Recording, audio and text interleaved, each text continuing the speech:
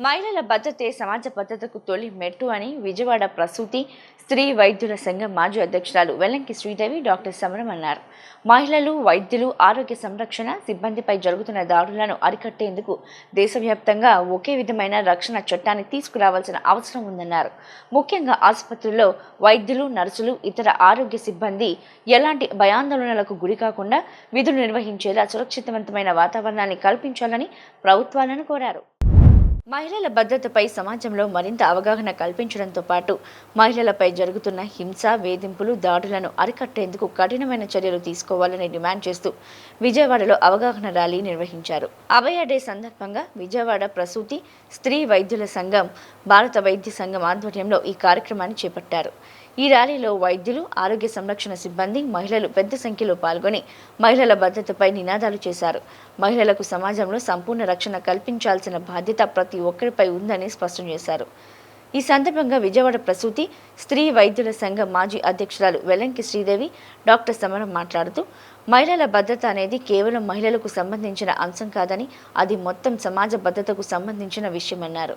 మహిళలు భయపడకుండా స్వేచ్ఛగా విద్య, ఉద్యోగం, వైద్య సేవలు, ప్రజా జీవితంలో ముందుకు సాగే పరిస్థితులు కల్పించాల్సిన బాధ్యత ప్రభుత్వంతో పాటు సమాజంపై కూడా ఉందన్నారు. మహిళలకు రక్షణ కల్పించడంతో పాటు వైద్యులు, నర్సులు, ఆరోగ్య సంరక్షణ సిబ్బందికి కూడా పూర్తి భద్రత కల్పించాల్సిన అవసరం ఉందని తెలిపారు.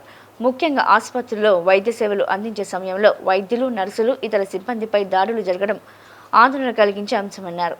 ప్రాణాలను కాపాడుకునేందుకు నిరంతరం సేవలందించే వైద్య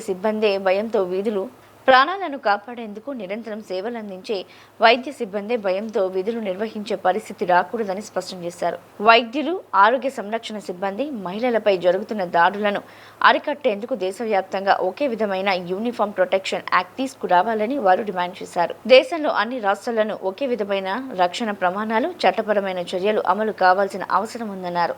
ఆసుపత్రులలో భద్రతా వ్యవస్థను మరింత పటిష్టం చేయాలని ప్రభుత్వాలను కోరారు. ఆసుపత్రుల వద్ద భద్రతా సిబ్బందిని ఏర్పాటు చేయడం, సీసీ కెమెరాల పర్యవేక్షణ పెంచడం, అత్యవసర సమయాల్లో వెంటనే స్పందించే వ్యవస్థను అందుబాటులోకి తీసుకురావడం వంటి చర్యలు చేపట్టాలని సూచించారు. వైద్యులు, ఆరోగ్య సిబ్బంది ఎలాంటి ఒత్తిడి, భయం లేకుండా రోగులకు సేవలు అందించాలంటే ఆసుపత్రుల్లో ప్రశాంతమైన, సురక్షితవంతమైన వాతావరణం తప్పనిసరిగా ఉండాలన్నారు. వైద్యులపై దాడులు జరిగితే అది ఒక వ్యక్తిపై జరిగిన దాడి కాదని, మొత్తం వైద్య వ్యవస్థపై ప్రభావం చూపుతుందని పేర్కొన్నారు. అభయ డే సందర్భంగా నిర్వహించిన ఈ ర్యాలీ ద్వారా మహిళల భద్రతతో పాటు ఆరోగ్య సంరక్షణ సిబ్బంది రక్షణపై ప్రజల్లో అవగాహన కల్పించడమే ప్రధాన ఉద్దేశమని తెలిపారు. నమస్కారం, నేను doctor Vellanki Sridevi, past president Vijayawada obstetrics and gynaecological society. Abhaya day 2024 మీ అందరికీ గుర్తుండే ఉంటుంది. 9 ఆగస్టు హాస్పిటల్, ఆర్జీకర్ హాస్పిటల్ కోల్కతాలో ఒక పల్మనాలజీ పీజీ స్టూడెంట్ ఘోరంగా అత్యాచారం గావించబడింది. అదొక్కటి బయటకు వచ్చింది. ఇట్లాంటి అనేక సంఘటనలు మన దేశంలో జరుగుతున్నాయి. సో మా federation of obstetrics and gynaecological societies of India వారు ఒక పిలుపునిచ్చారు.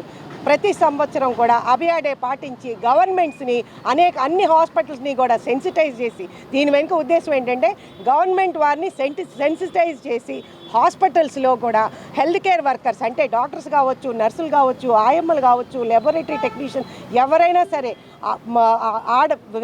ఫీమేల్ హెల్త్ కేర్ వర్కర్స్ మీద హింసను అరికట్టాలి. వాళ్ళకి ఒక సురక్షితమైన పని వాతావరణం కల్పించాలి.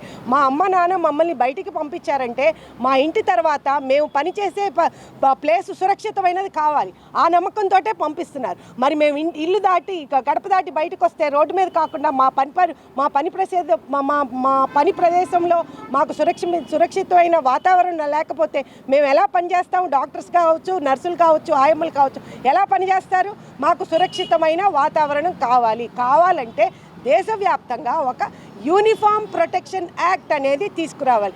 ఎవ్వరూ కూడా హాస్పిటల్స్లో పనిచేసే ఫీమేల్ సిబ్బంది మీద దుర్భాషలాడటం కానీ, చెయ్యి వేయటం కానీ, లిమిట్స్కు మించి ప్రవర్తించడం కానీ జరిగితే కఠినమైన శిక్షలు ఉండాలి.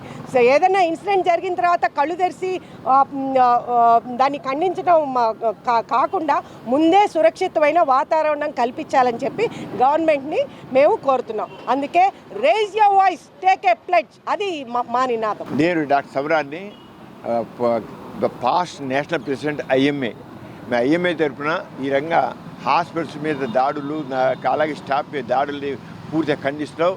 మేము ఐఎంఏ తరఫున చాలా స్పష్టంగా చెబుతున్నాం, హాస్పిటల్స్లో సురక్షితమైన వాతావరణం ఉండాలి. దీనికి ఏ మాత్రం ఎవరైనా ఏ రంగం ఏ చేసారే వాళ్ళ కఠిన చర్యలు తీసుకోవాలని ఇండియన్ మెడికల్ అసోసియేషన్ మొదటి నుంచి పోరాడుతుంది. ప్రతి నేషనల్ లెవెల్లో దీనికి ఒక యాక్ట్ కూడా తీసుకురావాలి, బిల్లు తీసుకురావాలి మేము కోరుతున్నాం. ఇలాగా లేకపోతే ఎవరికి చిన్న వాటికి కూడా వాడికి అనవసరంగా వాళ్ళ మీద యాక్షన్ తీసుకోవడం జరుగుతుంది. అలా కానీ ఈ ప్రభుత్వ డాక్టర్స్ అది గవర్నమెంట్ హాస్పిటల్ కావచ్చు, ప్రైవేట్ హాస్పిటల్ కావచ్చు, ఎక్కడ ల్యాబొరేటరీస్లో కావచ్చు, పూర్తిగా రక్షణ కల్పించే విధంగా ఒక బిల్లును తీసుకుని ఎవరైనా వీళ్ళ మీద చర్య తీసుకుంటే ఏ యాక్షన్ దాడి చేస్తే వెంటనే వాళ్ళ మీద ఇమ్మీడియట్గా వాళ్ళని అరెస్ట్ చేసి తగిన చర్య తీసుకోవాలని డిమాండ్ చేస్తున్నాం.